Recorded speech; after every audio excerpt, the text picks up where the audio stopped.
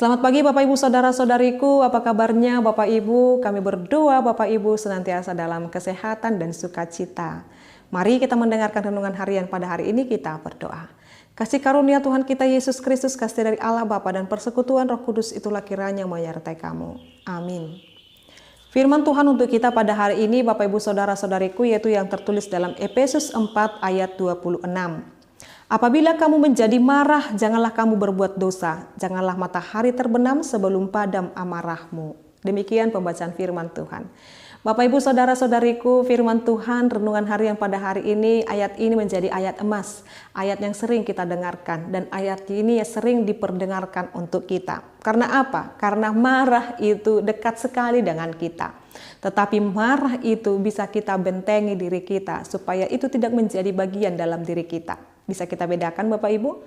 Marah itu sangat dekat sekali kepada kita. Karena semua orang bisa berpotensi dia marah. Hal sekecil apapun manusia bisa marah. Marah itu sangat dekat sekali dengan kita. Tetapi mari membuat marah itu tidak menjadi bagian diri kita. Jangan membiasakan marah. Begitu maksudnya Bapak Ibu. Jadi apabila kamu menjadi marah, Bapak Ibu, janganlah kamu berbuat dosa. Jadi pertanyaannya sekarang adalah, apakah marah itu tidak selalu cenderung melakukan dosa? Kalau iya, jangan pernah marah. Karena apa Bapak Ibu?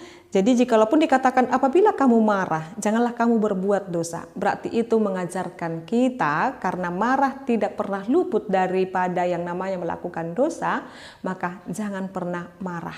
Lalu apa Inang? Sabar, tenang. Mari hidup di dalam pengampunan. Janganlah matahari terbenam sebelum padam amarahmu. Artinya Bapak Ibu mengajarkan kita supaya kita dapat boleh memaafkan satu sama lain. Apalagi Bapak Ibu Saudara-saudariku dengan diri kita sendiri. Terkadang kita tidak usah dulu berbicara marah kepada orang lain. Terkadang kita juga bisa marah terhadap diri kita sendiri. Bisa melalui anak-anak kita, keluarga kita, suami atau istri dan lain sebagainya. Kenapa? Karena bagi orang yang terus menyimpan amarah, Bapak Ibu, itu akan membakar dirinya sendiri. Maka padamkan amarahmu. Jadi jangan kita berpikir saya marah kepada sana atau itu akan membuat dia yang kita amarahkan itu menjadi terbakar. Enggak. Jadi Bapak Ibu Saudara-saudariku, mengapa dikatakan padamkan amarahmu? Supaya kita tidak terbakar. Amarah itu seperti api yang menyala-nyala dalam diri kita ini. Yang kita berusaha ingin menularkannya kepada orang lain. Tetapi ketika orang lain yang kita marahkan itu dia ya biasa hidup biasa saja. Yang terbakar sendiri adalah kita. Maka padamkan itu saat ini, ampuni sesamamu supaya kamu diselamatkan. Supaya kamu tidak menjadi kehilangan dirimu dalam setiap kehidupanmu. Maka mari Bapak Ibu senantiasa menghidupi firman Tuhan dan tetap hidup di dalam damai. Karena tidak ada yang lebih indah daripada damai dan pengampunan. Amin, kita berdoa. Terima kasih Allah Bapa kami, Engkau mengajarkan kami menjadi pribadi yang penuh dengan damai, penuh dengan kasih dan pengampunan. Biarlah Tuhan, kami mampu melakukan firman-Mu ini sekalipun kami boleh marah terhadap diri kami, sesama kami, tetapi kami boleh lekas mengampuni.